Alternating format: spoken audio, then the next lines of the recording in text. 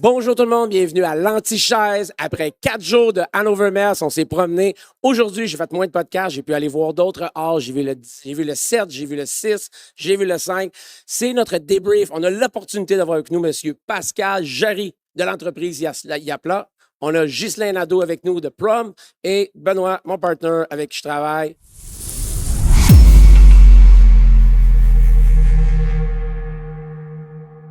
Comment ça va les boys? Ça va très bien, merci. Excellent. Ghislain? On a encore de l'énergie pour une dernière journée. Il en reste un peu, là. On partira pas plus tôt. On reste jusqu'à vendredi, c'est sûr, là. Ça va être plus facile de profiter pleinement parce que revenir juste pour profiter du temps, ça va aller l'année prochaine. Hein? L'année prochaine, ça, c'est sûr. Toi, Ben, comment ça va? Moi, ça va bien. Un petit œil qui, tu sais, là, il commence à... Ça, c'est comme la 4e journée. C'est la 4e jour, la voix descend, les yeux, tu sais, mais demain, On est là pareil. on s'en va au Portugal comme dans 48 heures. Il y a des choses pires que ça dans la vie. Puis, je vais te donner un coup d'eau, Ben, vite, là. Good job pour... tu as fait 2 ou 3 podcasts en anglais aujourd'hui, là. Tu t'es débrouillé, man. J'étais fier de toi. C'était Pour un petit gars des îles de la Bravo, Ben. excellent. Écoutez, les gars, on va commencer ça. On va le faire un petit peu différemment, je pense. J'aimerais ça, c'est la première fois qu'on vous reçoit sur l'Anti-Chaise.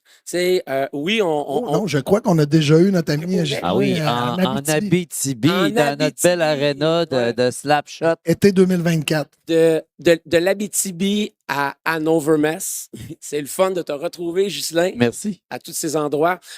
J'aimerais ça avoir, après 4 jours, votre débrief du salon.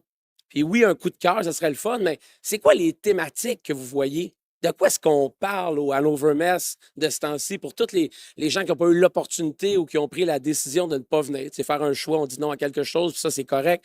Tu sais, qu'est-ce que vous voyez comme trend dans l'industrie, les gars? Puis s'il y a un coup de cœur, ben allez-y. On veut connaître votre coup de cœur, puis les tendances dans l'industrie. Fait que, si tu veux, Pascal, je commencerai avec toi. Absolument, merci. Moi, je suis extérieur au monde manufacturier en partie parce que je suis à la tête d'une boîte d'élèvement logiciel. Puis je travaille avec les associations manufacturières, donc je les côtoie beaucoup. Ils m'expliquent toujours ce qu'ils font, puis avec beaucoup d'attention, mais c'est complexe, c'est un monde vaste. Puis aujourd'hui, j'ai pris le temps d'aller me promener un peu partout. C'est énorme. Hein? Vous l'avez dit à plusieurs reprises, c'est énorme. Je disais à ma blonde, t'es allé au Salon de l'Auto? Elle dit oui. J'ai dit c'est 50 fois le Salon de l'Auto de Montréal. Il y a des buildings partout, tu peux te perdre, c'est fou.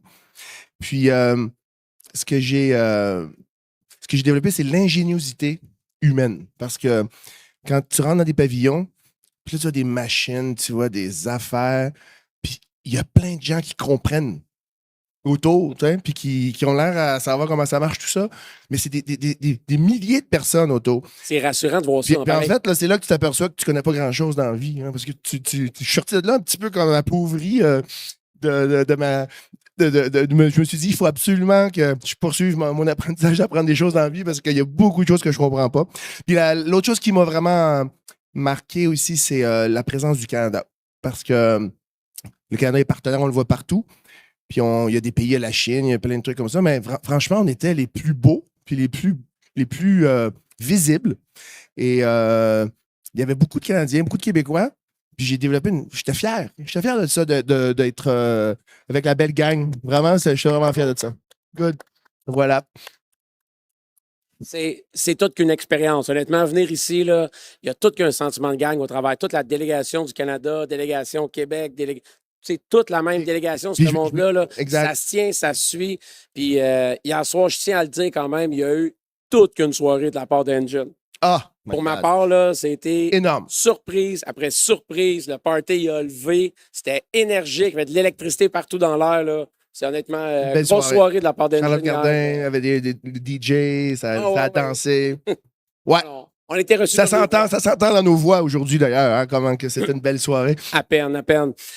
Ghislain, de ton côté, c'est quoi les trends du salon, coup de cœur? Tu as le droit de coup de masse aussi, si tu veux, mais ça, t'es pas obligé.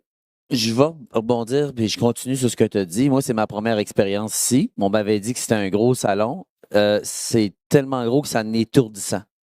Il y a énormément de techno. Il y a pas mal de gens. Il y a de l'intelligence humaine. Moi, ce que j'ai remarqué, c'est que si on prend le temps de s'arrêter, il y a beaucoup d'intérêt à collaborer.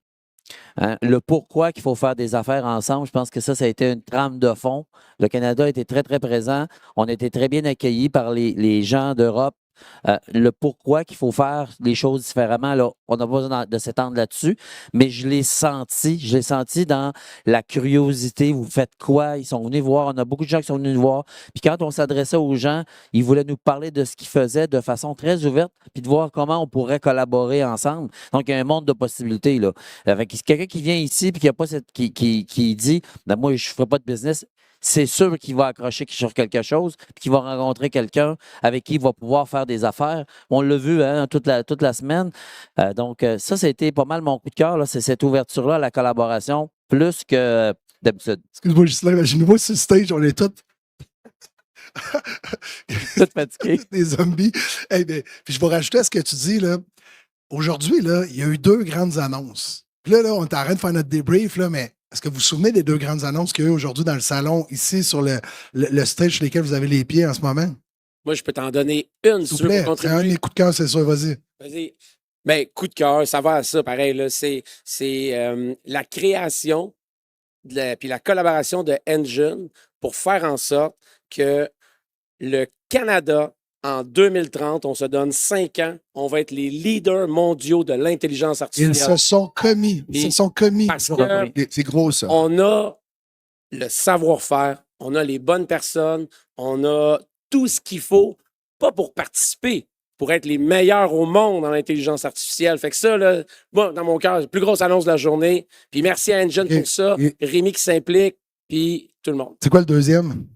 Ah, ben moi, je peux te parler d'une certaine dame du C2MI. Si Est-ce quelqu'un qui connaît son nom? Est-ce quelqu'un qui a retenu? dans l'autre. Ah, attends, je vais vous le dire parce que moi, on m'a marqué, elle s'appelle Marie-Josée Turgeon. Moi, quand je rencontre quelqu'un qui m'impressionne, son nom reste gravé dans ma mémoire. En fait, Comment tu t'appelles? Marie-Josée Turgeon, pour ceux qui ne le savent pas, qui n'étaient pas ici aujourd'hui, elle a gagné le Engineer Woman Award. C'est le plus grand prix prestigieux pour un ingénieur. C'est une Canadienne, made in Québec, au C2MI à Bromont. Bromont, oui. Bromont. Exactement, Bromont. Venue avec son prix aujourd'hui. C'est ses 30 fleurs. ans de travail. T'as manqué ça un matin, Pascal. Oh, Non, mais pense-y, on était témoin de la première fois qu'une Canadienne remporte le prix de l'ingénierie. Une femme, là, mondiale. Fait que ça, c'est mondial, là. bon. Elle était en compétition, elle était en finale. Il y était 3 femmes, une femme de l'Afrique du Sud, une femme de la Belgique, puis une Canadienne. Puis on choisit la Canadienne basée sur son CV, ses accomplissements. Puis Marie-Josée, elle parlait avec nous tantôt, puis, tu sais, elle s'est dit, là, je veux devenir un modèle. Je veux inspirer les femmes parce qu'il manque de femmes en TI, en sciences. Intéressez-vous. Est-ce que tu sais On veut vous voir, là. par quoi qu'elle a marqué sa profession? T'as-tu une idée des projets sur lesquels elle a travaillé? Elle est devenue présidente de C2MI. Elle contribue au secteur. Écoute, ça pourrait être extrêmement C'est le long. secteur de microélectronique. C'est les semi-conducteurs. Qui supporte c'est- toutes les technologies logicielles où on s'en va pour faire du AI manufacturier. Donc, ça prend ces semi-conducteurs-là, il faut les développer pour être capable de supporter ce qu'on veut faire. Donc, c'est une belle continuité, là. C'est une ligne conductrice avec l'objectif qu'on va atteindre d'être le leader en 2030. On a cette zone d'innovation-là, qui est basée. Les ordinateurs quantiques sont à côté. Donc, il va y avoir une évolution. C'est une belle ligne, là. C'est ce qui manque souvent, c'est d'avoir une vision puis de mettre les moyens. Puis je pense que là, on est en train de le faire. Là. Pas rien que de le dire, mais de le faire. J'ai trouvé un autre coup de cœur. Ben oui. Je pense qu'il nous entend à travers les kiosques. Moi, je donnerais un coup de cœur à M. Jean Magny de Genius qui hier est enfin venu sur le podcast. Yeah, merci, Merci, Jean. Jean. C'était un plaisir de te recevoir Il a, hier. il a même sonné à la cloche. Il est venu sur le podcast. Merci, Jean. Yes. Bravo, Jean. Hey, maintenant, y en a-tu qui ont des coups de masse? Y a-tu un coup de masse? Moi, j'en ai pas aujourd'hui de coup de masse. Moi non plus. Écoute, je me suis levé ce matin, le soleil s'est levé, j'avais le sourire dans le visage. J'ai tellement eu une belle soirée hier que j'ai aucun coup de masse à donner. Non. Mais j'ai remarqué une thématique nouvelle, moi, dans le salon. Tu sais, l'année passée, on parlait beaucoup de durabilité, nécessairement de AI aussi. Tu sais, c'était les gros trends qu'on voyait. Naturellement, l'AI, on le voit encore un peu partout, mais je l'ai vu appliquer. Tu sais, c'est pas juste un slogan marketing, honnêtement. Tu sais, on en parlait un peu. J'ai fait mon curieux en allant marcher, puis j'ai vu des choses de l'ingéniosité humaine, comme Pascal l'a si bien dit, capoté. Fait que oui, mais une nouvelle tendance que j'ai vue affichée dans le salon, OK? C'est le mot souveraineté.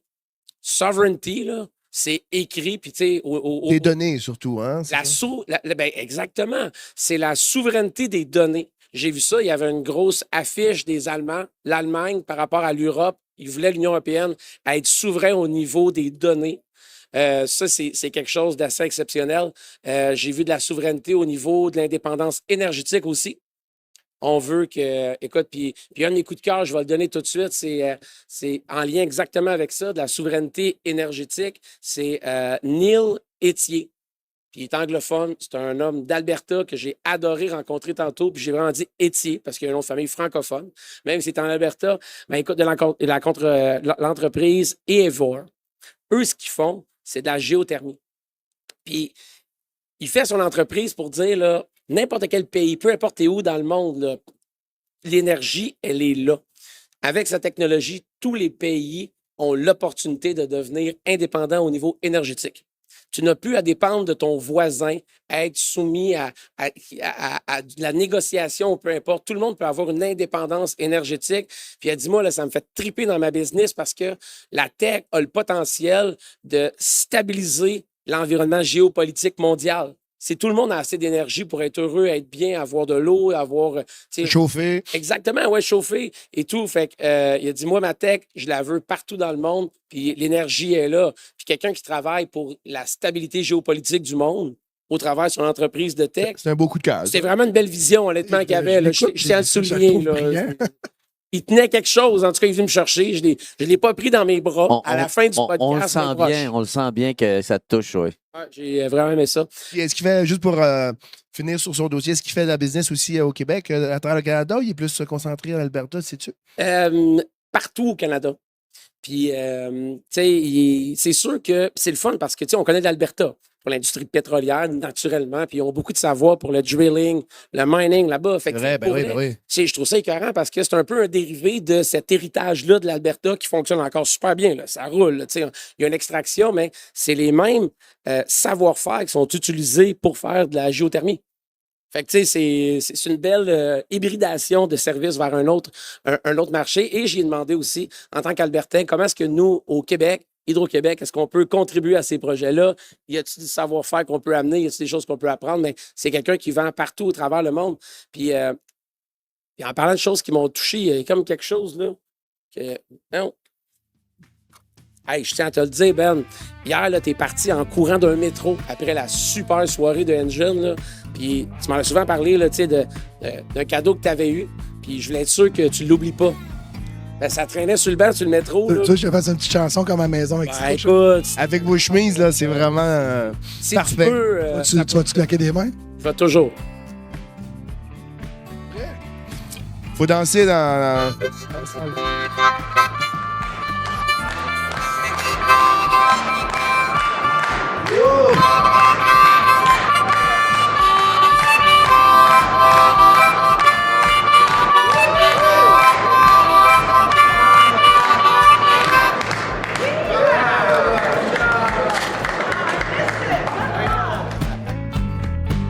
Cet épisode de La Chaise Bleue vous a été présenté par GLM Conseil.